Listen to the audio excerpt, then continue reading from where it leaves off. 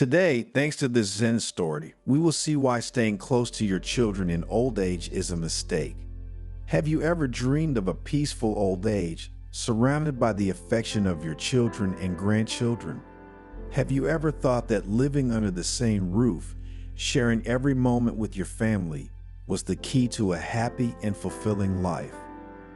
What if we told you that this idyllic image could hide unexpected pitfalls? What if closeness, instead of strengthening family bonds, could lead to tension, conflict, and the loss of your precious independence? Dear friends, today we want to share with you a story that challenges our deepest beliefs about old age and family. A story that invites us to reflect on the true meaning of filial love and the importance of preserving our autonomy and dignity, even when the years pass and our strength diminishes. And if you stay until the end of the video, you will discover how a courageous woman named Lee defied social conventions and found her way to an authentic and fulfilling old age, far from the golden chains of forced cohabitation. But before continuing, if you are not one of us yet, subscribe to the channel and activate notifications to stay updated when we publish new content for your spiritual growth. The sun, a fiery sphere slowly sinking into the ocean, painted the sky with strokes of orange, pink, and purple, creating a picture of heartbreaking beauty. The Zen temple, perched on the top of a hill, was wrapped in an aura of peace and serenity, a refuge from the chaos of the world. A group of pilgrims, their faces marked by time and life's experiences, had gathered around the venerable monk Hiroto. Their eyes, full of expectation, were fixed on the sage, eager to hear his words. Hiroto, his eyes transmitting an unprecedented sense of inner peace, began to speak in a calm and deep voice. Dear friends, today I want to share with you a reflection on a topic that touches the hearts of many elderly parents: the choice of whether or not to live with their children in old age. Our society often teaches us that closeness to family is the only way to a peaceful old age, but the truth, as often happens, is more complex and nuanced. The monk paused, letting his words settle in the air like cherry petals carried by the wind. I know a woman named Lee, who after the death of her beloved husband chose to go and live with her son Carlos and his family. Lee, a strong and loving woman, had dedicated her life to her family, pouring into them all her affection and dedication. When her husband fell ill, Lee stayed by his side day and night, never complaining, taking care of him with infinite tenderness. She read to him, massaged his tired hands, and spoke to him sweetly, trying to bring a ray of sunshine into his dark days. Hiroto's eyes clouded with sadness as he continued his story. After her husband's death, Lee felt lost and alone. The house, once full of life and love, now seemed empty and silent. Every corner reminded her of her loss. Every object seemed to whisper the name of her beloved. The silence was deafening, broken only by the ticking of the clock and the rustling of leaves in the wind. Carlos, seeing his mother's sadness, proposed that she come and live with him and his family. Lee, eager to fill the void in her life and be close to her grandchildren, accepted with gratitude. At first, everything seemed to be going well. Lee was happy to be useful, to help with the housework, to prepare delicious meals for the family, and to spend time with her beloved grandchildren. The house was full of laughter and life again. The old woman felt part of something again, important again. But as time went by, the initial enthusiasm gave way to a growing feeling of unease. Hiroto paused for a moment, gathering his thoughts. You see, dear friends, living with one's children in old age may seem like a natural choice, dictated by love and the desire for closeness. But often, this choice can lead to unexpected and painful consequences. Allow me to illustrate 7 reasons why this cohabitation can turn out to be a mistake. He raised a finger, beginning his list. The first thing you need to think about is the loss of independence. What initially seems like a gesture of love and mutual support can turn into a slow erosion of autonomy. Lee, accustomed to managing her own home and making her own decisions, found herself having to follow the rules and schedules of another family. Her habits, her rhythms, her little daily pleasures, everything was called into question. Her voice, once authoritative and respected, was lost in the chorus of demands and requests from her children and grandchildren. Gradually, Lee felt like a guest in her own life, a silent shadow that wandered around the house trying not to disturb. One day, as she was about to prepare her favorite afternoon tea, she heard Marina, Carlos' wife, say, "Mom, the children prefer orange juice. Could you make it for them?"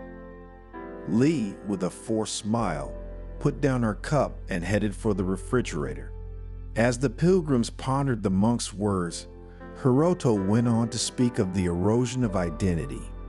Lee, who had always been an active and independent woman, found herself defined primarily by her role as grandmother and domestic help. Her interests, her passions, her dreams all seemed to vanish into thin air. She loved reading, painting, and taking long walks in the park, but now her time was taken up with preparing meals, shopping, and looking after her grandchildren.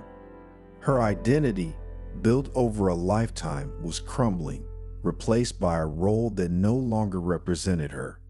Lee felt like a bare tree, deprived of its leaves and fruit, unable to recognize herself in the mirror.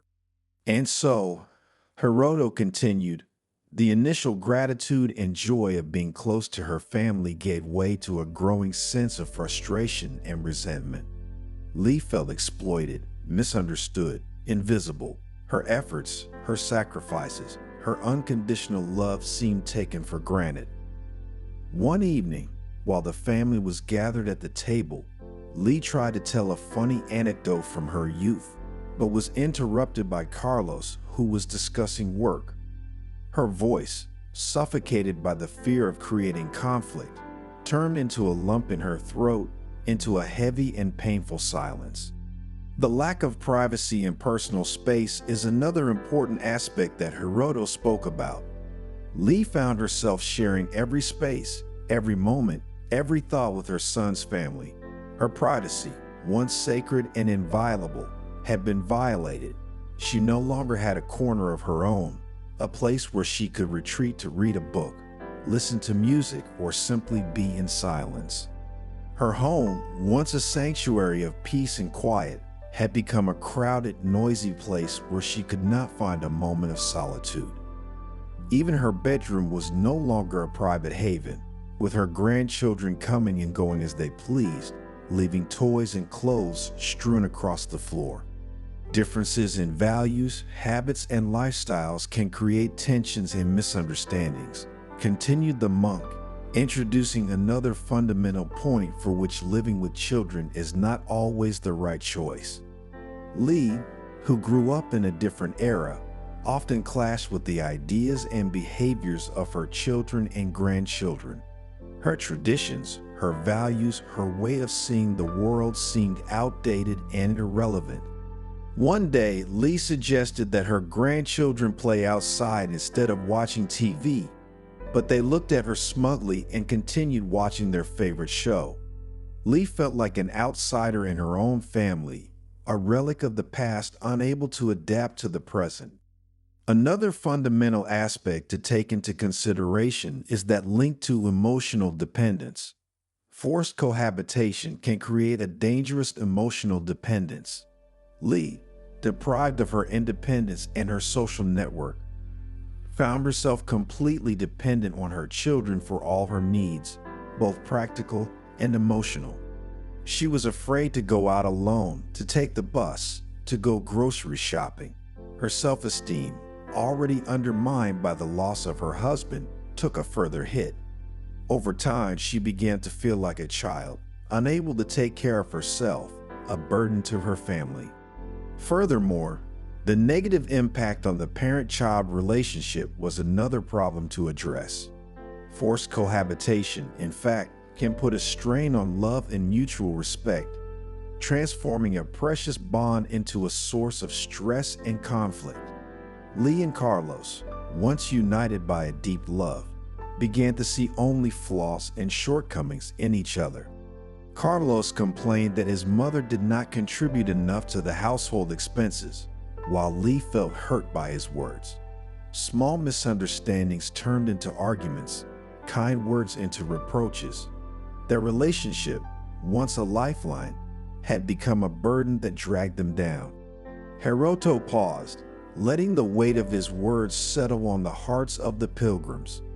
Lee's story shows us how living together as an elderly parent with an adult child can become a minefield of conflicting emotions, where love mixes with resentment, gratitude with frustration, and closeness with distance. Choosing to live together, made with the best intentions, can lead to a downward spiral of misunderstanding and suffering. The wise old monk looked at the pilgrims, their thoughtful faces illuminated by the flickering light of the lanterns.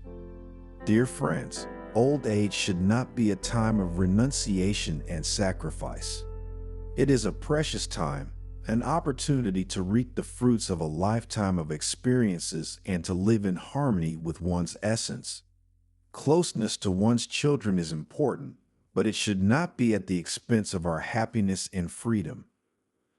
True happiness in old age lies in the balance between love for family and love for oneself. Lee courageously decided to leave her son's house and return to her hometown. There, she rediscovered the joy of living at her own pace. She resumed her morning walks in the park, signed up for a painting class, and began attending a reading group. Her life filled with color and new friendships. Her relationship with Carlos and his family changed, now based on mutual respect and authentic connection. Visits from Carlos and his grandchildren had become occasions of joy and sharing, no longer a source of stress and obligations. Hiroto smiled at all the pilgrims present, his eyes full of compassion. Dear friends, Lee's story teaches us that old age is not a decline, but a new beginning. It is the time to take care of yourself, to cultivate your passions, and to live in harmony with your essence. Closeness to your children is important, but it must not be at the expense of our happiness and our freedom. True happiness in old age lies in the balance between love for family and love for yourself.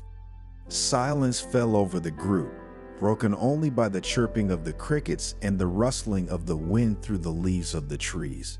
The pilgrims, touched by Hiroto's words, reflected on their lives and the choices they had made or would have to make over the years. Remember, Hiroto continued, that old age is a gift, a time to celebrate the life we have lived and to embrace the wisdom we have acquired. Do not let the expectations of others rob you of your freedom and happiness. Live your old age with dignity, autonomy, and joy, surrounded by the love of your family, but also with the freedom to be yourself. The sun had set, giving way to a starry sky. The pilgrims, enlightened by Hiroto's wisdom, dispersed into the night, taking with them the precious lesson they had learned. Lee's story, a tale of courage and rediscovery, had touched them deeply, reminding them of the importance of living old age with dignity, autonomy, and joy. Hiroto, left alone, looked up at the starry sky. He knew that his words had planted a seed in the hearts of the pilgrims, a seed that, in time, would sprout into a new awareness. Old age, like an autumn garden, can still bloom with vibrant colors, if only one had the courage to embrace one's freedom and live in harmony with one's true nature.